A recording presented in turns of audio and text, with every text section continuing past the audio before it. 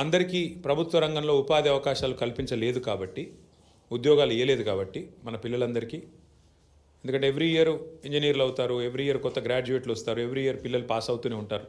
కాబట్టి సహజంగా ప్రైవేటీకరణకు, ప్రైవేట్ రంగంలో పెట్టుబడులకు అన్ని ప్రభుత్వాలు కూడా పెద్దపీట వేస్తాయి, ఆహ్వానిస్తాయి. ఆహ్వానించినప్పుడు ఏం చేస్తాము? ఒక ప్రైవేట్ పరిశ్రమ వచ్చినప్పుడు వారికి రాయితీ మీద భూ కేటాయింపులు చేస్తాం. మార్కెట్లో ఉదాహరణకి ఇప్పుడు మనకు ఎగ్జాంపుల్ చెప్తున్నాను.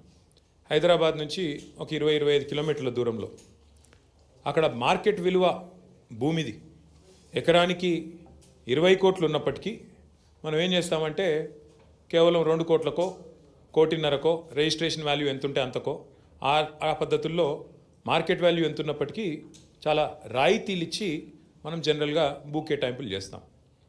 అసలు ప్రభుత్వాలు ఎందుకు భూమి కేటాయింపులు చేస్తాయి?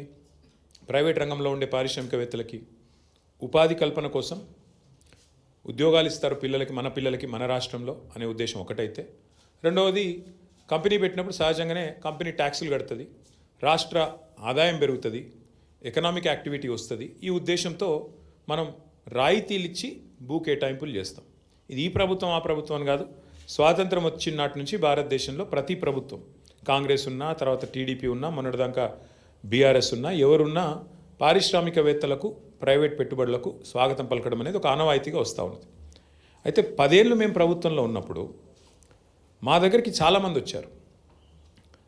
అందులో కొంతమంది బ్రోకర్లు ఉన్నారు, కొంతమంది పారిశ్రామికవేత్తలు ఉంటారు. వాళ్ళు వచ్చి ఏం చెప్తారంటే, సార్ హైదరాబాద్లో మాకు విలువైన భూములు ఉన్నాయి, నాకు నాచారంలో ఒక 10 ఎకరాల భూమి ఉంది, గతంలో ప్రభుత్వమే కేటాయించింది, నేను అక్కడ పరిశ్రమ కూడా ఒక 10 ఏళ్ళు నడిపినా, కానీ ఇప్పుడు పరిశ్రమ మూతపడిపోయింది, ఇప్పుడు ఆ 10 ఎకరాలు నేను ఏమైనా చేద్దామంటే నాకు మరి అది పారిశ్రామిక జోన్లో ఉంది, అక్కడ నేను అపార్ట్మెంట్లు కట్టుకుంటా, నాకు పర్మిషన్ ఇయ్యి అని చెప్పి కొంతమంది బ్రోకర్లు వచ్చారు.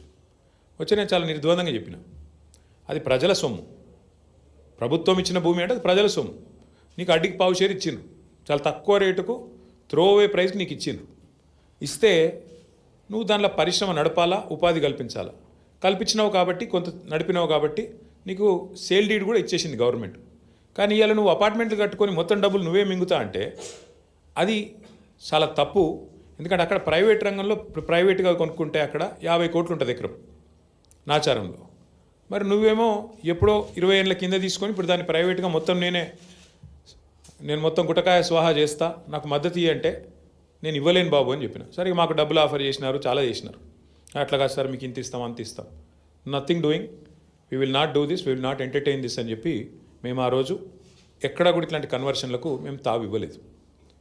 కానీ ఇవాళ ఎంత పెద్ద భూ కుంభకోణం అంటే ఇవాళ రేవంత్ రెడ్డి ప్రభుత్వం తెరలేపింది సామాన్యమైన భూ కుంభకోణం కాదు. 1 కాదు 2 కాదు, హైదరాబాద్లో చాలా చాలా పెద్ద ఎత్తున మన దగ్గర పారిశ్రామిక వాడలు ఉన్నాయి. ఉదాహరణకి హైదరాబాద్ నడిబొడ్డున అజామాబాద్ ఇండస్ట్రియల్ ఏరియా ఉంటుంది, పక్కనే బాలానగర్, కుకట్పల్లి, జీడిమెట్ల, నాచారం, మల్లాపూర్, ఇంకా చాలా ఉన్నాయి చుట్టూ పారిశ్రామిక వాడలు హైదరాబాద్లో ఓఆర్ఆర్ లోపల బోలెడు ఉన్నాయి.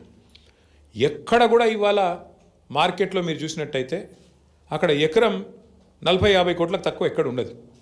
గజాల లెక్కనే ఉంది, ఎకరం లెక్క కూడా లేదు. గజాల చొప్పున 2 లక్షలు, 1-1.5 గజానికి ఈ స్థాయిలోనే ఉంటుంది.